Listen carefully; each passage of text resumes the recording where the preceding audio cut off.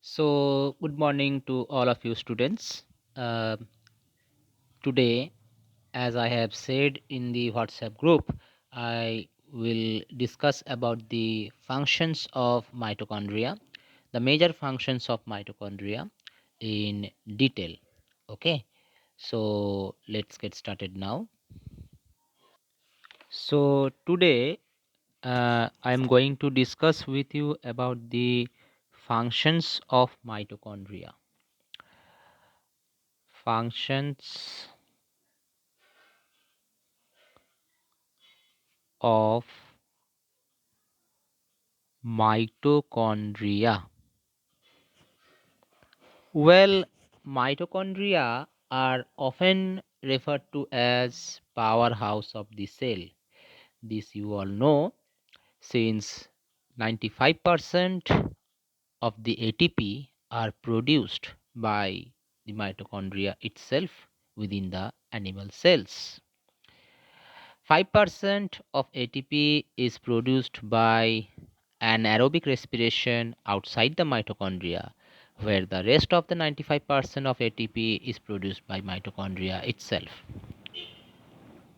Although in plant cells, ATP is also produced by the chloroplasts, and this energy, that is ATP, produced during breakdown of the food molecules like your carbohydrates, like your fats and proteins by catabolic activity, which involves different types of steps and process, like the first step which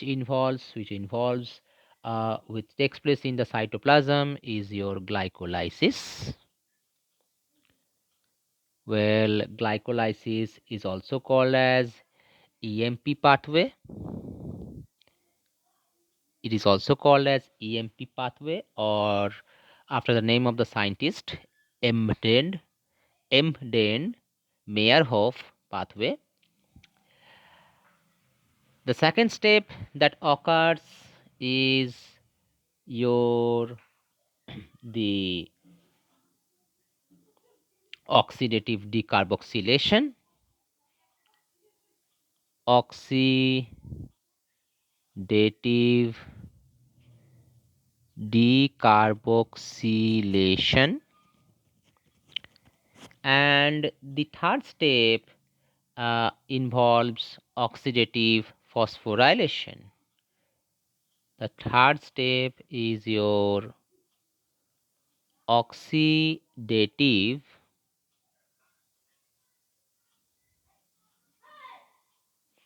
phosphorylation, which occurs through the process of Krebs cycle, also called as the tricarboxylic acid cycle, called TCA cycle, and by the respiratory chain, and by the respiratory chain.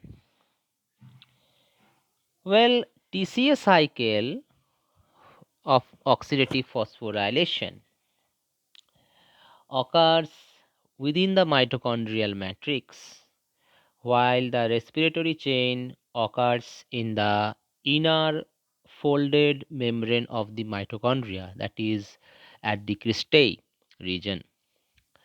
So we will focus on this oxidative phosphorylation process that took place within the mitochondria matrix and also in the inner mitochondrial membrane. So the first thing that we will discuss is about the TCA cycle, also called as Krebs cycle. You can also name it as citric acid cycle. So conversion of simple sugars, that is the 6 carbon compounds like glucose, into acetyl coenzyme A, which is of 2 carbon compound, occurs through the glycolysis process within the cytoplasm. And then after that it is followed by decarboxylation, which does not need any oxygen.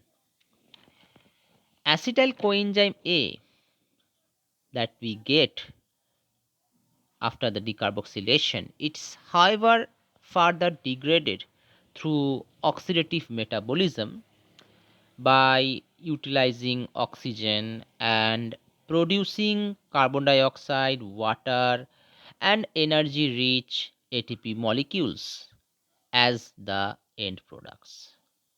So, the acetyl coenzyme A that we get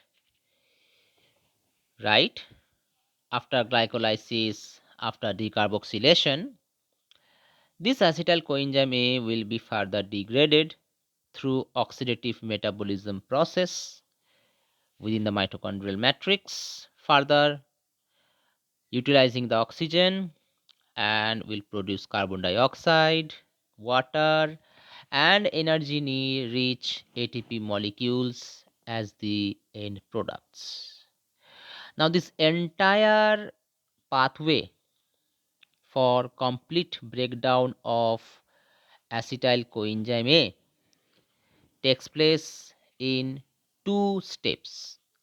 Again, I repeat, the entire pathway for complete breakdown of acetyl coenzyme A takes place in two steps.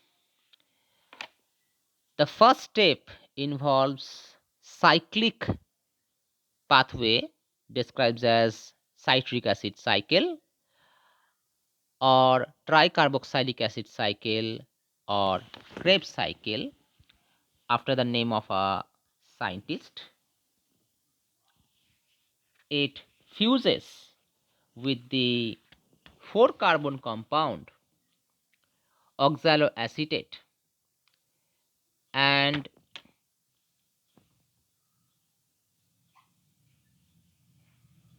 forms 6 carbon compound called citric acid, and hence that's why the name comes citric acid cycle. Okay, so a table has been given. I have also focused on the diagram of citric acid cycle. You have all seen it before, and this TCA cycle is actually mediated by 7 enzymes. So 7 enzymes are involved. 7 enzyme mediated reactions are involved in this TCA cycle. Okay, let us see that reactions. So this is your TCA cycle. I hope you are able to see it here. So it is mediated by different enzymes, and the name of the enzymes has not been given. It is given in a table. I will show it to you. Let us see the table which has been provided to you here. Here it is. These are that name of the enzymes which carries out the citric acid cycle process, right? So acotinase, isocitrate dehydrogenase, alpha ketoglutarate dehydrogenase, succinyl coenzyme A synthetase, succinate dehydrogenase, fumarase, and malate dehydrogenase. These enzymes that are required for your TCA cycle are all located within the mitochondrial matrix.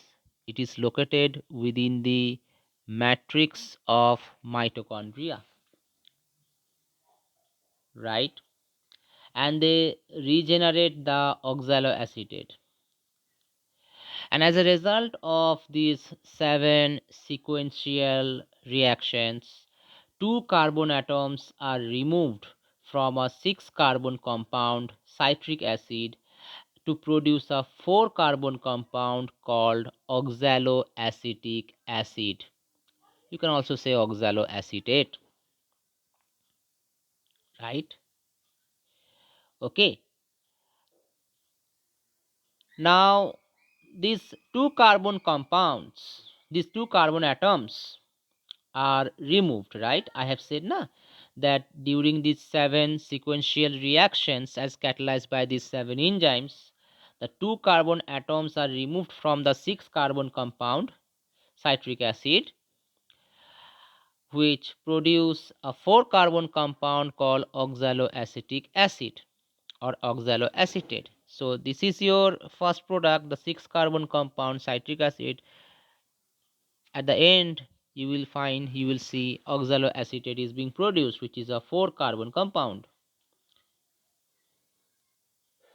Now these 2 carbon atoms which are removed, they are used for the production of CO2, but these 2 carbon atoms are not those which enter in this cycle from acetyl coenzyme A, but they entered in the earlier cycles, earlier TCA cycles actually. Okay, so here is the reaction where you can see from pyruvate decarboxylation occurs, where you can see the acetyl coenzyme is further utilized in the TCA cycle to produce citrate, which occurs in a sequential reactions. You can see here isocitrate, then alpha ketoglutarate. Well, to form alpha ketoglutarate from isocitrate, we need the enzyme called isocitrate dehydrogenase. Then from alpha ketoglutarate, it forms succinyl coenzyme. You have studied in this your junior classes. From alpha ketoglutarate to form succinyl coenzyme A, we need alpha ketoglutarate dehydrogenase. Alpha ketoglutarate dehydrogenase. From succinyl coenzyme A to succinate, we need the enzyme called succinyl coenzyme A synthetase. And from succinate to fumarate, we need enzyme succinyl dehydrogenase. From fumarate to malate, if you see, from fumarate to malate, we need enzyme called fumarase. And then from malate to oxaloacetate, we need a dehydrogenase enzyme called malate dehydrogenase.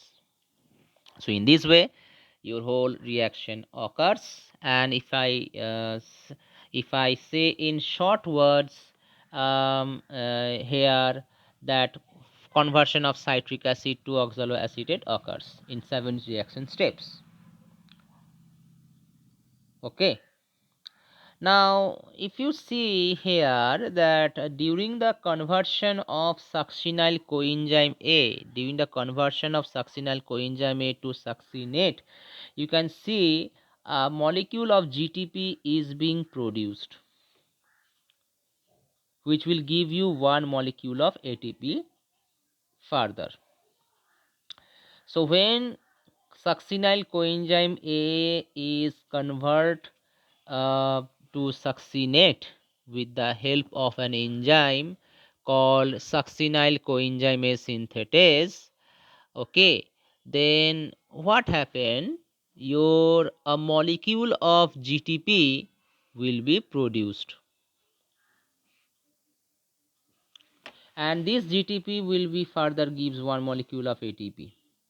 Now, since one molecule of glucose gives two molecules of acetyl coenzyme A, as you can see on the above, 2C, okay, 2 carbon. So, two molecules of acetyl coenzyme A is being produced from a molecule of glucose. Thus, two molecules of ATP will be produced here in this step. Two molecules of ATP will be produced during your TCA cycle from each glucose molecule oxidized. Okay, because from one glucose molecule we get two acetyl molecules of acetyl coenzyme A, and thus we can get two molecules of ATP during this step. Okay, this is the fourth step, I think. Yes, this is the fourth step. So where succinyl coenzyme A is converted into succinate, that will yield out a molecule of GTP, which will further give you a molecule of ATP. So two molecules of ATP is being produced.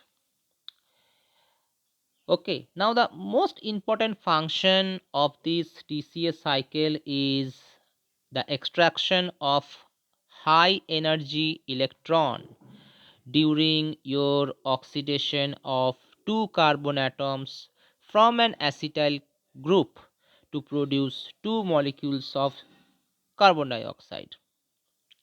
And these electrons that I am saying, the electrons are actually temporarily, or you can say transiently, held by your NADH. They will be held by your NADH, that is showing right here, and by FADH2, which you can see here. I have marked it now.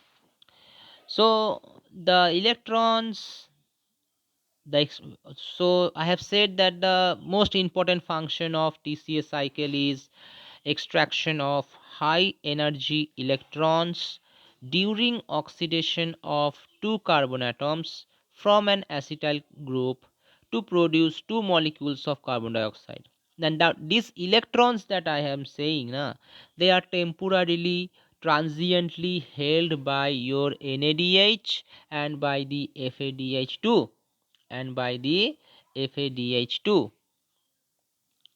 NADH and FADH2. Yes, right here. Wait for a minute. Some problem is occurring. Okay. So NADH and FADH2.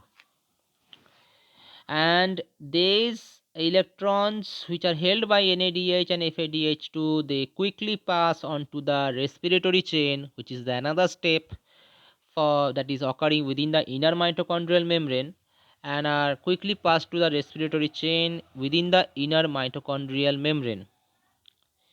Now the molecules of FADH2 remain bound with the succinate dehydrogenase complex. NADH molecules, on the other hand, remain in a soluble pool within the mitochondrial matrix. So it is saying that the molecules of the FADH2, molecules of your FADH2 remain bound with the succinate dehydrogenase complex, because when succinate is forming fumarate, we need an enzyme called succinate dehydrogenase. Now during the process we also produce FADH2 during that time. So FADH2 remain bound with the enzyme complex of succinate dehydrogenase, whereas NADH, which occurs on the third step, NADH, they remain in the soluble pool within the mitochondrial matrix and pass their electrons by random collisions with the membrane bound NADH dehydrogenase enzyme. So again I repeat, during the process of formation of FADH2, FADH2 remain bound with the enzyme that catalyzes succinate to fumarate, which is known as succinate dehydrogenase complex, whereas NADH, which is being produced during the third step where alpha ketoglutarate is converted into succinyl coenzyme A, catalyzed by the enzyme alpha ketoglutarate dehydrogenase. During this step, NADH remained free in soluble pool within the mitochondrial matrix and pass the electrons by random collisions with the membrane bound NADH dehydrogenase enzyme. Okay. So this was about the citric acid cycle. Now the main reactions that occur on the inner mitochondrial membrane will be described now. So I hope you have understood up to this much. Okay, just recapitulate by um, uh, by by observing this video lecture again from the up to here again. Okay. Now the About the respiratory chain for oxidative phosphorylation to produce ATP through chemiosmotic process. Now, this respiratory chain occurs on the inner mitochondrial membrane, that is on the cristae.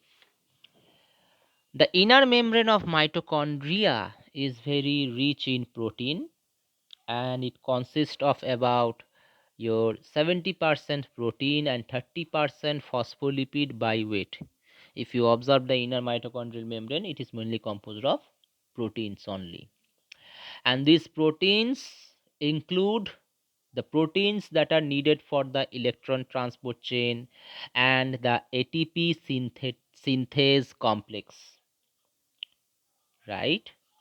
So the proteins that are found within the inner mitochondrial membrane are the proteins which are involved in the respiratory responsible for the electron transport chain. Then it also contains that ATP synthase complex. On this inner membrane, the energy which is stored during the TCA cycle in NADH and FADH2 in the form of high energy electrons will be used for the production of ATP.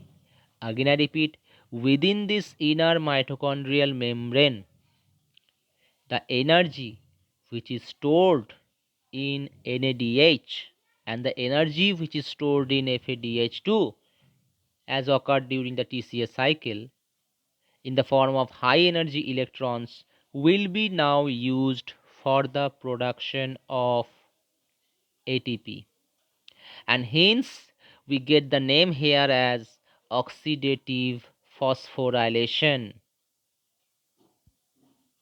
Okay, now this production of ATP is now known to operate through a chemiosmotic process. It is occurring through a help of chemiosmotic process. Now, for this chemiosmotic process coupling during electron transport chain on the inner mitochondrial membrane, the proton pumps are used to pump the protons, which is your H plus ions, uh, from the matrix to the intermembrane space. So as you can see, the chemiosmotic process, as here it has been shown, as it has been shown here,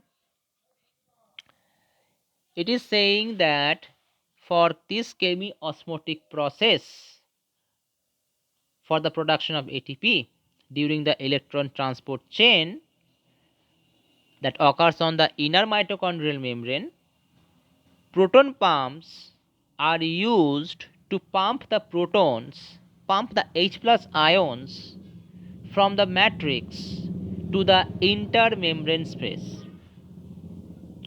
This will create a gradient, a electrochemical proton gradient, which will be dealing with the photosynthesis process. Now the backflow of these protons is used to drive the ATP synthase found on the inner membrane of mitochondria, which will catalyze the synthesis of ATP. The backflow of these H plus ions or protons, you can say, is used to drive the ATP synthase, which will catalyze the synthesis of ATP, thus completing the process of oxidative phosphorylation. Okay, so it is saying that by the help of chemiosmotic process, your ATP production is done. It is saying that during the electron transport chain on the inner mitochondrial membrane, the proton pump are used to pump the protons from the matrix, which are the protons which are freely available in the aqueous solution within the into the intermembrane space. So from the matrix to the intermembrane space, your protons are getting pumped by the proton pumps, by the help of proton pumps. Now this creates a electrochemical proton gradient which will be dealing with photosynthesis. Now backflow of these protons will be used to drive the ATP synthase, which will catalyze the synthesis of ATP, thus completing the process of oxidative phosphorylation.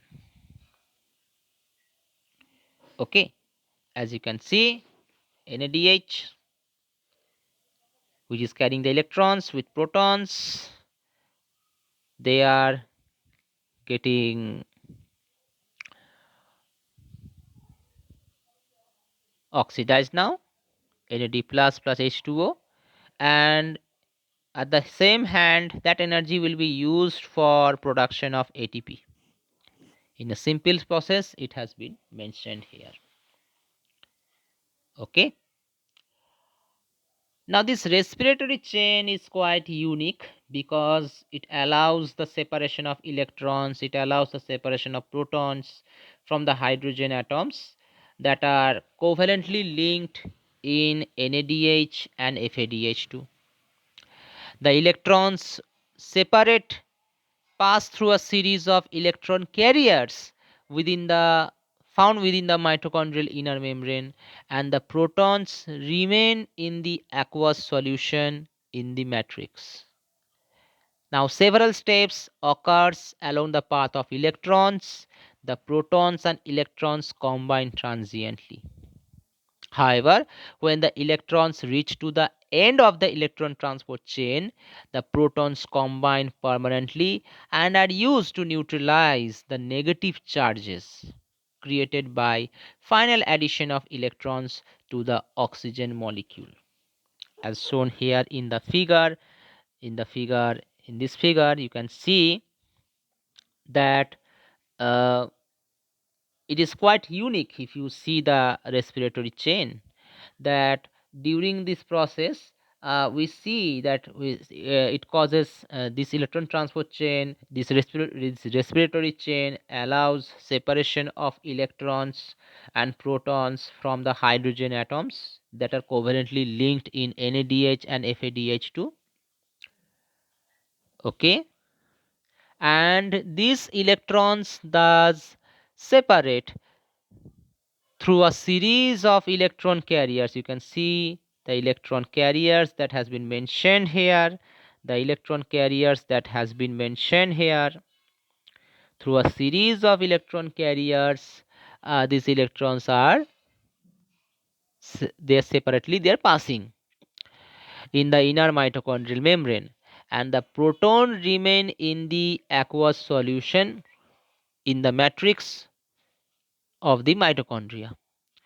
Now, as several steps occur along the path of the electron, the protons and electrons may combine transiently, temporarily.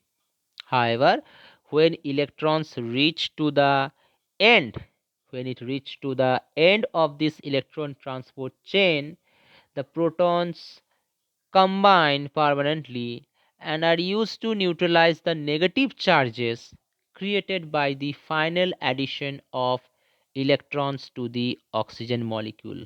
Thereby you can see what it forms. The two electrons with two protons combine with half of oxygen molecule to yield a molecule of water. So here NADH serves as a central molecule for release of energy during your respiration, and this NADH is produced during your glycolysis also. If you see the EMP pathway or glycolytic pathway, you can see NADH is produced at that time also, and it is also produced in the TCA cycle, as I have little bit ago I have shown to you in the fourth step of your TCA cycle, NADH being produced. So NADH here is playing an important role in carrying the electrons, also FADH2 also. So NADH is serving as the central role molecule for release of the energy during respiration, and this NADH is produced during your glycolysis and TCA cycle. Now this NADH is an important carrier of reducing power in cells. Generally, NADH is formed by addition of one proton and two electrons.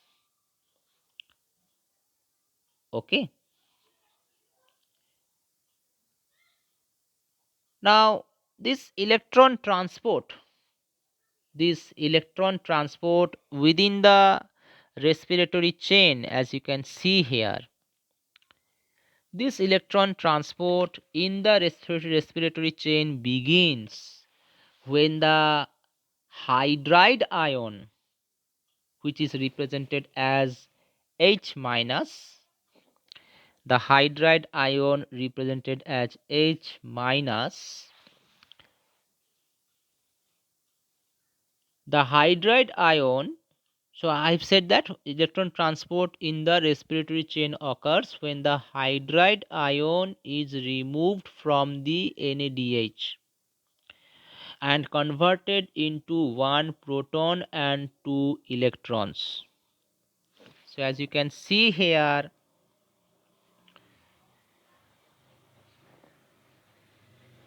from NADH, if I see from NADH perspective, because they also carry the electrons. So when electron transport in the respiratory chain occurs, when the hydride ion or H minus ion is removed from NADH and converted into one proton and two electrons. Okay. Now these two electrons pass on to the first of the 15 or more electron carriers available within the electron transport chain, available in the respiratory chain. As in the photosynthetic electron transport chain, here also electrons captured by the first carrier possesses very high energy and gradually loses it as the electron pass along the respiratory chain. So I am saying that these electrons which are being produced after removal of the hydride ion, these two electrons passed on to the electron carriers, and these electron carriers are generally metal atoms bound to a protein molecules which altered the electron affinity of metal atoms. Now these proteins, so the electron carrier which is carrying these electrons, they are generally metal atoms. Okay, they are generally metal atoms, and they bound to the protein molecules which alter the electron affinity of the metal atom. This protein to which metal atoms are bound are grouped into three enzyme complexes, respiratory enzyme complex, and each of them are transmembrane protein. They have a transmembrane protein that holds on to the enzyme complex firmly within the inner mitochondrial membrane. So the electron carriers that I am talking about, which are carrying the electrons, they have a transmembrane complex. They have a transmembrane proteins, and they are all a type of enzymatic complex. Three types of enzymatic complex are there. The respiratory enzymatic complex are there, and the name are your NADH dehydrogenase complex, cytochrome BC1 complex, and cytochrome oxygenase complex. So if you see in this next image,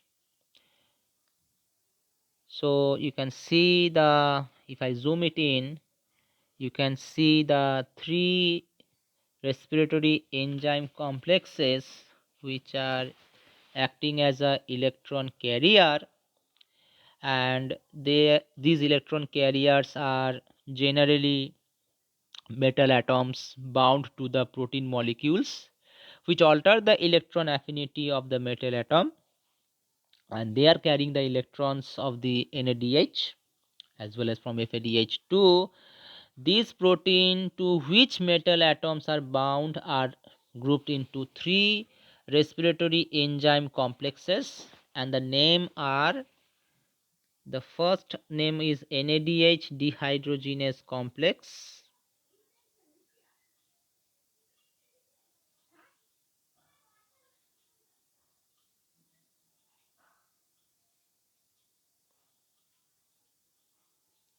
The second one is your cytochrome BC1 complex.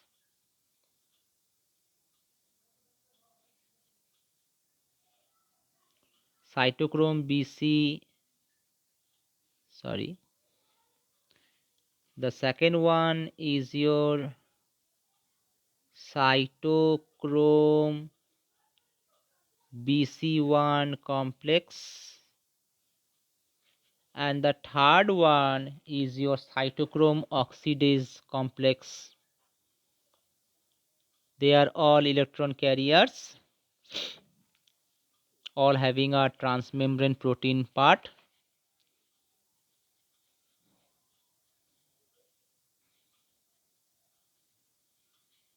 Okay, so these three enzyme complex, each of these complex have a great affinity for electrons than its predecessor, so that the electrons can pass from one complex to the another complex till they reach to the oxygen, whose affinity for electrons is greatest of all.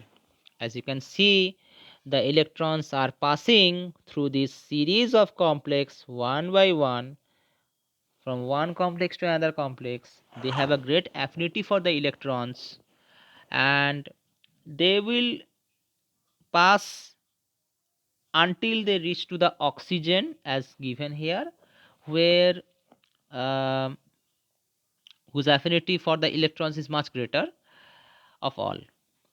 Now, it has been mentioned that when these electrons are passing through this electron transport chain, as you can see here, these are all respiratory enzyme complex of the electron transport chain. So, when these electrons are passing through this electron transport chain, this transport of electrons leads to the release of energy, and this energy will be used to drive the proton pumps. Okay, you can see that protons are going to be liberated here, which will be helping to drive the proton pump here.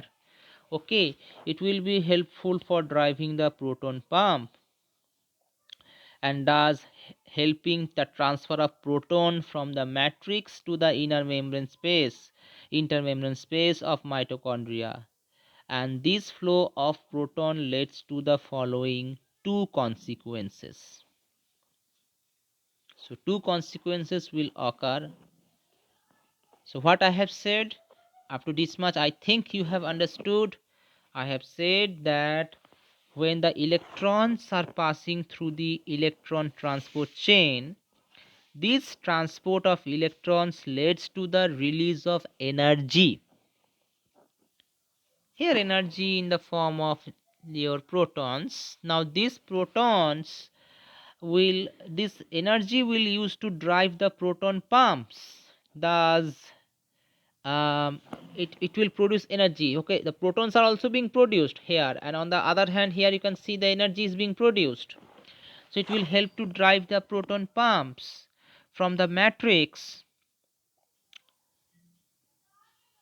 sorry for that. So this energy will use to drive the proton pumps, and thus help to transfer the protons from the matrix to the intermembrane space of mitochondria. Okay, it is occurring in the case of photosynthesis obviously, and this flow of protons leads to the following two consequences. So two consequences can occur in this case.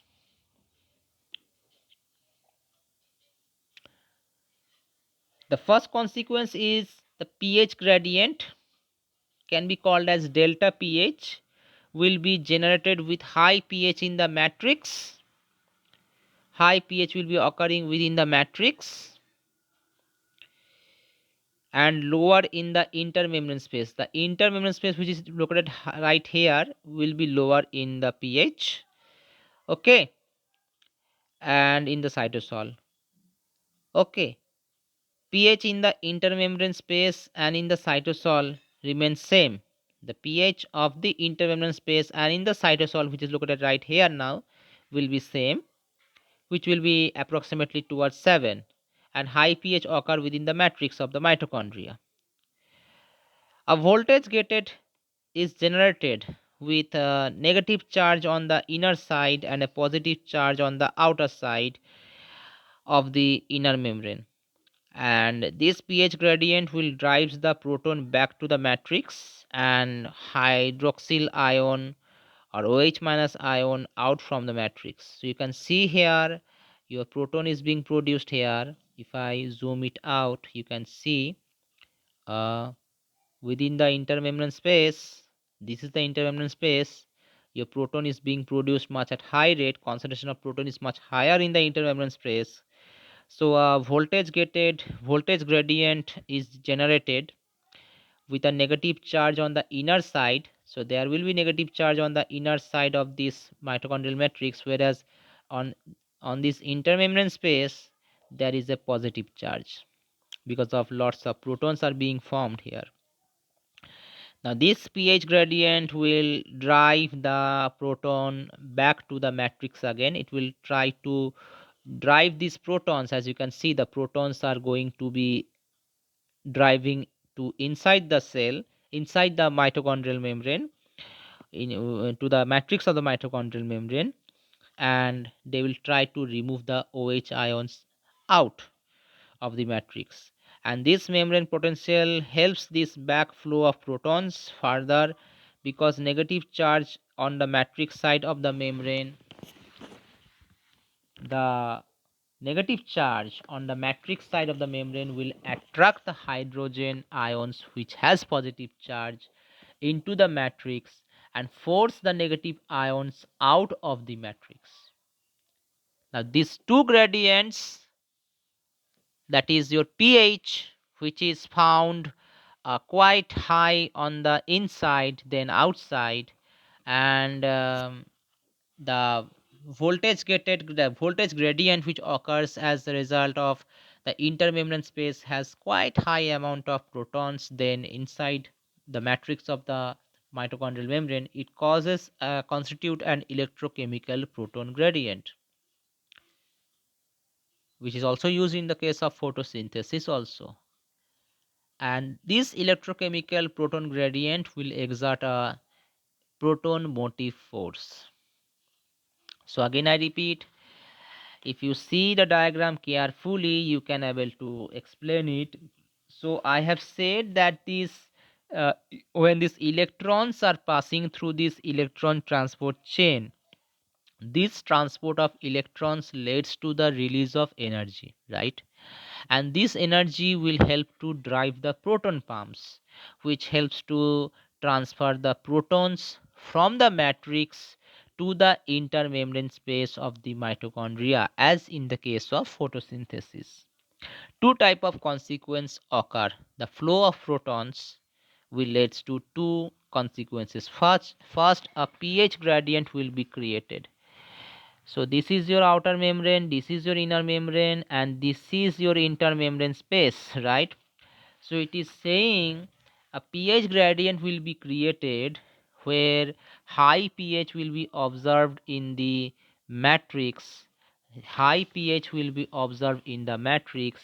High pH means what? High pH means there will be few proton, there will be few H plus ion will be present. That means it becomes acidic on the matrix side, and lower in the intermembrane space and in the cytosol. So within the intermembrane space, as the concentration of H plus ion is quite high, it is approximately towards 7 within the cytosol, and also within the intermembrane space where low pH, or you can say high pH, occurs on the matrix side.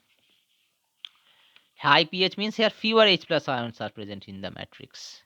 Second is your voltage gradient will be created, and that is generated due to presence of negative charge on the inner side of the mitochondrial membrane and positive charge on the outer side of the inner membrane. So within the intermembrane space, there is quite a considerable amount of protons which are being formed. That's why it leads to positive charge, and inside the mitochondrial in the matrix, there is a considerable amount of negative charge. So this pH gradient will drive the protons back to the matrix again. It will drive the protons back to the matrix again. Here you can see. Here you can see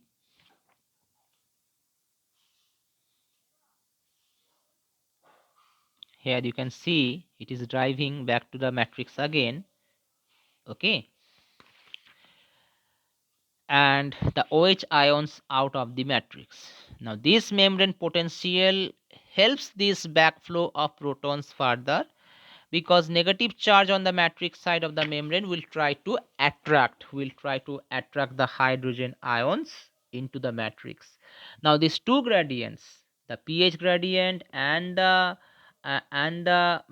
voltage gradient, the pH gradient and the voltage gradient together, they forms a proton electrochemical proton gradient, which leads to the which will exert a proton motive force, right? Okay, it will lead to the formation of proton motive force. As you can see in the next figure, if I show you, you can able to see what I have described here. So just look through the diagram, you can take a screenshot. I will provide it to you to the notes also in the WhatsApp group. You can see what I have discussed that has been mentioned here. Now on the inner membrane of mitochondria, ATP synthesis takes place also, I have said, due to the backflow of the protons along the proton gradient. However, the substrate for this ATP synthesis in the form of ADP and inorganic phosphate must be available in the mitochondrial membrane. Now to make ATP, we need ADP also and inorganic phosphate. Otherwise, how you will make ATP? So within the inner membrane of the mitochondria, ATP synthesis also takes place due to the backflow of the protons along the proton gradient. Okay, but for this we need ADP, and inorganic phosphate must be available within the matrix of the mitochondria. The other substrates for TCA cycle and other metabolic process are also need in the matrix. These substrates will be needed for transporting uh, transporting from the cytosol to the mitochondrial matrix with the help of many protein carrier molecules, which are capable of transporting these substrates along the membrane against the electrochemical gradient, that is by active transport. Obviously this transport will need energy, which is supplied by co-transport of often by the other molecules. Okay, so as you can see how the ATP can be produced, can be generated by the help of ATP synthase. On the other hand, you can also see that the two factors, the electrochemical proton gradients as generated by the pH gradient and voltage gradient, will lead to the formation exerting a proton motive force. Okay, so this is about the function of the mitochondria. Okay, different enzyme complex are there which are present in the mitochondria, right, like ATP synthase. Okay, the ATP synthase, which is located in the inner mitochondrial membrane, made up of F0, F1 particles, right? It also consists of your cytochromes, iron sulfur proteins, ubiquinone or coenzyme Q. Okay, then your these are all electron carriers, right, of the mitochondria found within the mitochondrial inner membrane. Then your the flavin protein, cytochrome BC1 complex, NADH dehydrogenase complex. Okay, which together plays an important role in the electron transport chains for the transport of electrons. So that's was all for about today's lecture. I hope you have understood what I have mentioned with you today. Just go through the notes also that I am going to be providing to you just after this video lecture. Okay, so that's all for today.